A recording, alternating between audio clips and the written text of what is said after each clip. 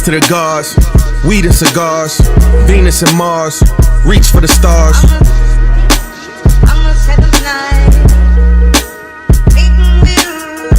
Everything authentic about me, ain't nothing fake. Picture hurdles, we is running and jumping gates. Picture turtles, we is teenagers from the sewer. Drop jewels, I'm a clumsy jeweler. Peace to everybody on planet Earth and all across the universe. Right now, you watching Healing Properties with me, Kareem, Raquib. Now, this episode 4, and it's gonna be like part 2 to the last one. And the last one I was talking about God and religion. And this one, what I'm gonna focus on is the occult, and secret societies and fraternal organizations, right? So when we look at that, that's another topic that I feel like I can speak a lot about. I could talk forever because I did a lot of studying in that area because, it was just interesting to me, you feel me? Because, and the reason why it's interesting is because a lot of the people that write the laws and pass the laws and all that shit, they into that. You dig? A lot of these politicians, they into that. And not just politicians, it's everywhere throughout society, really, but you never really hear about these fraternal orders and secret societies and all that craziness. You never really hear too much about them because it's a secret. Pretty much, it's a secret. And the amazing part about it is the importance that it has in our society and our community. And when I say our community, I do mean the Black community, right? The importance that these secret societies and fraternal organizations have in our community is not equal to people knowing what they actually for, like what's the reason, and what are they doing for the community. It's not really out there. We really don't know the purpose. So let's look at how it starts in our community and the influence that these secret societies and these fraternal organizations have on our community, right? When we look at how it starts in reality, it starts everywhere from the Boy Scouts. You know what I'm saying? Real talk. Because again, a lot of this is about brotherhood and signs and symbols and knowing certain things, knowing the specific sequence of things. Excuse me. So you see, it can start all the way from Boy Scouts when you got kids when they're young, their parents get them into certain things like that. Girl Scouts, they sell the cookies, they make big money, but that trains your mind for that type of pyramid structure of hierarchy and organizational structure. You dig what I'm saying? It trains you early for that. And the next level you see it at is probably in college, when a lot of people go to college and they pledge. You dig? They become what you would call a Greek because of the Greek alphabet that they stuff, is represented by. Again, it's what I say, signs and symbols. So when you think of any fraternity, any sorority, you think of what their sign is, what their colors is. Colors is associated with signs and symbols. Stop signs is what? Red. Green means go. It's a sign. You dig? So they gotta know certain things, right? And now it gets to a point where what is it for? Okay, at that point in time, it's about you pledging, you becoming this a Q, a Kappa, or whatever, Sigma, I don't even know them. But you becoming those things. And once you leave college and get into the workforce, the corporate world, whatever administration or whatever you doing is used as like a pass. You feel me? To skip the line, kinda. You know what I'm saying? It's really like you get somewhere where it's a line and you cool with a nigga that's 6 spots up, 7 spots up, and he like, come on, come up here. You ain't gotta wait at the end of the line. Come up here. And bet not nobody around gotta know nothing or say nothing or none of that. You dig? That's the whole purpose of that. So if you want to get into the educational field, you know what I'm saying, and you happen to be a part of this fraternity, the person that's getting your resume, your application, who gotta look over it, you hoping that they down with what you down with. And they'll see what school you went to and they'll find out if you pledge. You dig? Now they gonna look out for you before they look out for anybody else, because that's the purpose. It's a brotherhood type thing, you know? But when you see that could really be corrupted. And in the business corporate world, most of the times it is. You know what I'm saying? Most of the time, these people get in these positions of power and use this shit. And the whole structure of any of that shit is represented by the pyramid. That's why you always see this, and on the back of the dollar you see a pyramid. It ain't just a coincidence, because that's letting the people know that you're a part of something that has a structure to it, a pyramid structure to it.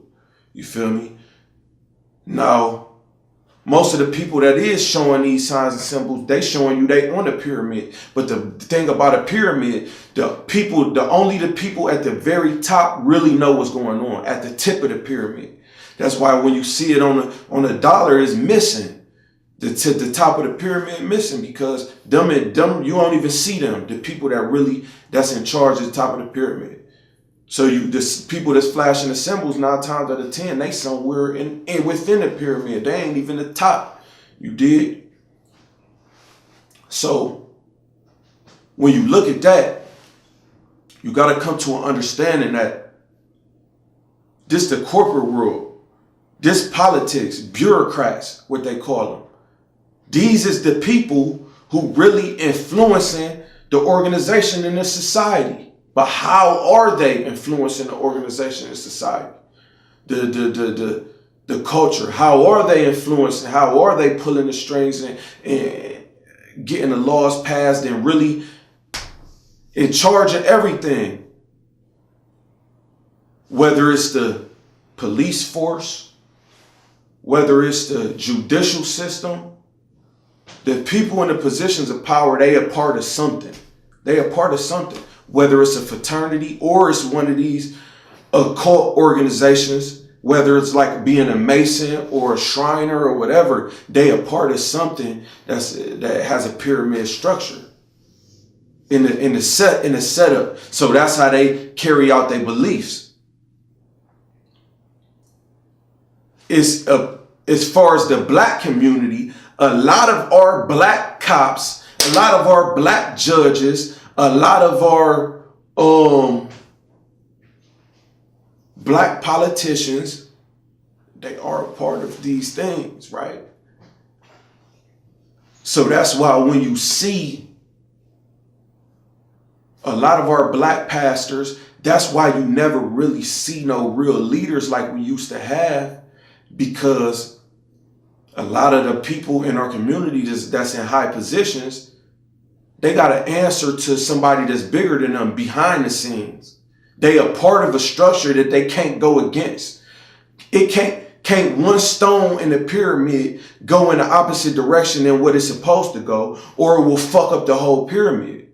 All them bricks got to be going in the same direction to make that pyramid work. In an assigned, what I should say, an assigned direction to make that pyramid work, or it fuck up the structure. And they know this. So they have to stay in the core. So they're not going to speak about police brutality as much. They're not going to speak about where's the money going at the church. They're not going to speak about where's these guns coming from. They're not going to speak about where's these drugs coming from. They're not going to speak about that shit, because all of that shit makes the machine move.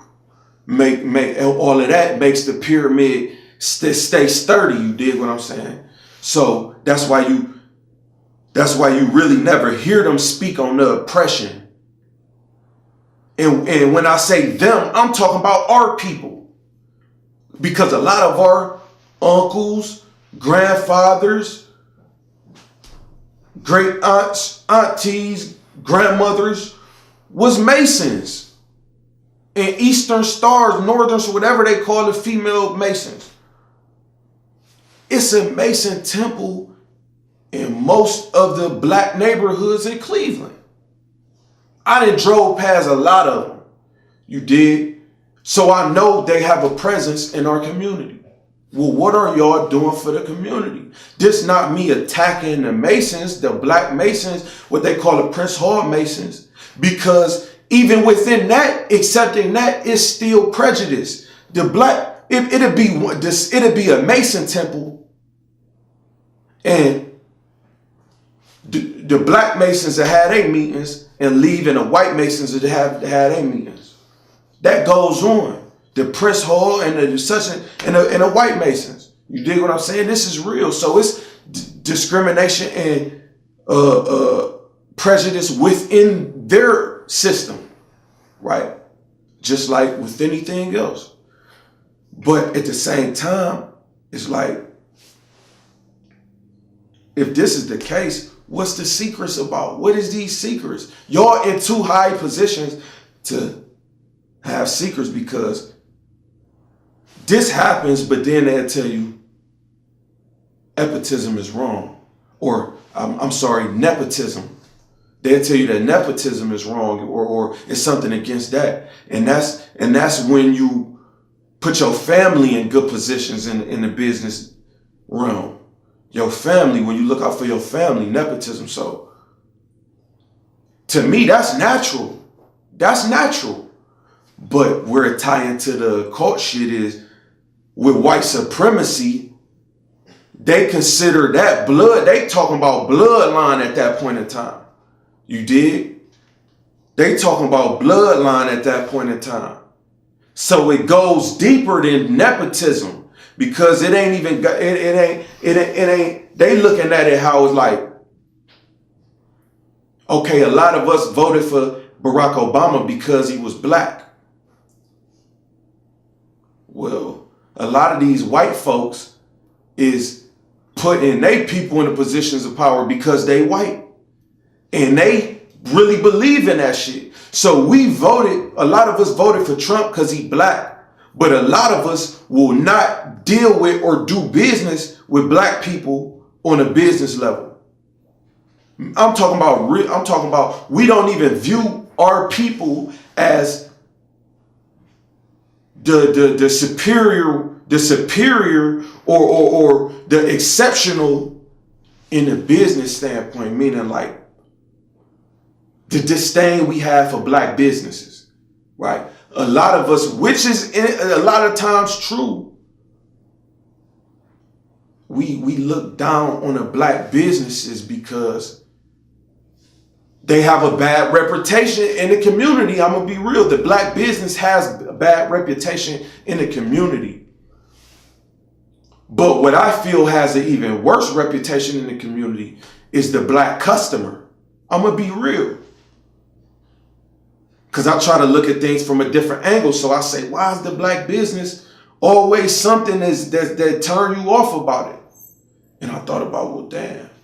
It has to be hard to deal with predominantly black customers every day. It has to be just as hard as running a business, because everybody know in business, your first couple years gonna be your worst years, depending on if it's just a regular business like a restaurant or real estate or something like that. You dig what I'm saying? When you first start, and that's gonna be your worst time. So imagine how being in a inner city neighborhood, or you know what I'm saying, some shit like that. So we have to look at it on a different level, meaning like no matter what's going on, we have to really try to deal with our people better. And then Like positive energy travel, all energy travel, and it's neutral when it's travel. It just develops when you take a hold of it, when it catches your mass. You dig? So we create the positive and the negative energy. You could send negative energy out and it's positive. You dig? So now, the reason why a lot of these different organizations is secretive is because their literature and their belief at the core is very Luciferian.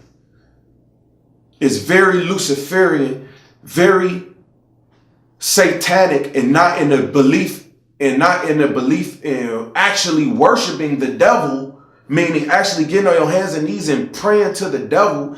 I mean, in the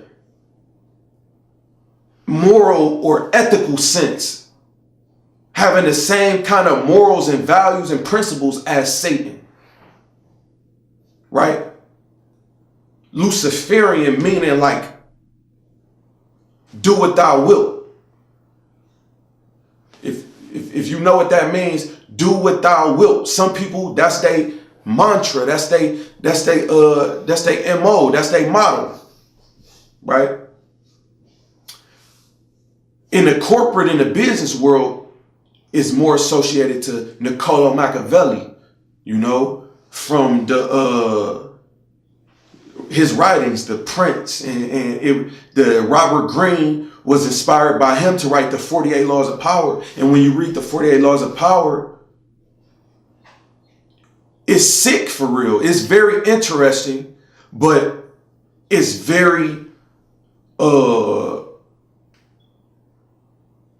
Luciferian, really. Like it's very sadistic, you know. And that I put all of that under the same umbrella. So in a religious, occult, secret society type level, they'd call it Luciferian. But in the business realm, it's more considered Machiavellian. You dig? But in reality, it's the same. It's the same day. It's just different times of the day. You feel me? It's 12. It's 12 in the afternoon and 12 at night. You dig what I'm saying? But it's the same day. So once you see that, once you look at it like that, it's pretty much the same thing. And when you get to that point when you moving and you not holding yourself on righteous morals, values, and principles, and you moving in more of a Machiavellian type, kill or be killed type shit, you know what I'm saying? Don't trust nobody type, 48 Laws of Power type mentality. When you moving like that, it opens your mind and your soul to a lot of negativity, to a lot of cutthroat type. It opens your mind to that. Just to paint the picture, a movie that we loved when we was young was Paid in Full. And the nigga who carried himself in that type of mind state was Rico, who was Cameron playing Alpo, you dig? That's how he moved to the point where he killed his own nigga. You dig? For whatever reason, he killed his own nigga. So that's how they move it in the business world.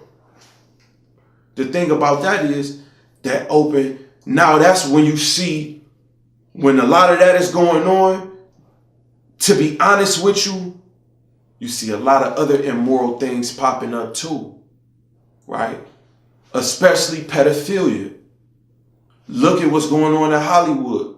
Look at what went on in the Vatican Church, and so on and so forth. Anytime you see where occultism and that secret society type crowd, wherever you see that concentrated at, whatever business you see that concentrated at, just so happen you see a lot of that pedophilia in it too. The entertainment industry, the Vatican, that's a lot of that is associated with the same thing. You dig? That pyramid type structure. So that's because how their mentality is, they don't have no anchor. They don't hold on to nothing, no real values. They feel like, we'll do whatever you want. That's where this shit come from. That mentality. And that's associated to getting to the top of the pyramid. You got to be able to do, you got to be willing to do whatever to get to that top of that pyramid. Everybody in a race to get up there, right? When in reality, we shouldn't even be associating ourselves with that pyramid symbolism shit. To be honest with you, a lot of our people associate ourselves to it just from the pure imagery of it being established in Egypt. These pyramids of Giza, and us having our roots coming from Africa. But the thing about it is, it's pyramids all over the globe. All over the globe. But one thing, the pyramids is a sign of what they are today. And to be completely honest with you, I look at shit from every angle. When you think about the pyramids, they beautiful. But all the pyramids is a pile of stones. I don't want my Kemetic people to take that as disrespect or take that as that's all. I know the pyramids that have potential of being or have been is like, I don't believe it's always been a pile of stones. But right now, in 2017, 18, the pyramids is a pile of stones. They physically here, but they haven't physically done anything for black people, done anything for peace in the area where it's built, anything positive other than sit there like a pile of stones would do, right? But what the people in the positions of power is associating themselves with is what it represented. And at the time, what it represented and what Egypt became, they got off track at a certain point in time to where they was conquered. They was conquered by the motherfuckers who we despise right now, who still have their thumb on us right now. So we need to start looking at that from a different angle as to we need not do, what's the saying? When in Rome, do what the Romans do. We need not do what the Romans do. That's just me putting it in ways that the people that know can understand it. Right? We need not do what the Romans do. Right? So if that's the problem, now we need to get to a solution.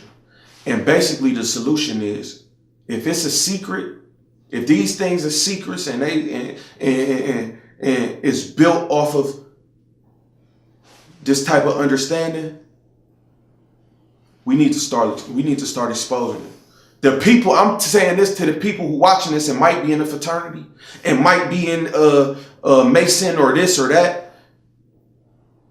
Put it out there. In reality, the ones at the top, they putting it out there. They putting it in the movies. They putting it in the music, everything. The ones at the very top that own the record labels. I ain't talking about the rappers. The one that's telling these clowns to do this shit. They putting it out there. But I'm talking about the average Mason that work every day, that go to the Mason temple around the corner, you feel what I'm saying, that live in the city. The Shriners, these old niggas, they're Shriners, and this, that, and the third, that take their picture with they fez on with the tassel. Tell us what this about. Give our generation a better understanding. So we can see maybe if y'all is righteous, we might support it. Because we need something in the community. Y'all have the most power. So we need to really expose the secrets and put it out there. You know, we definitely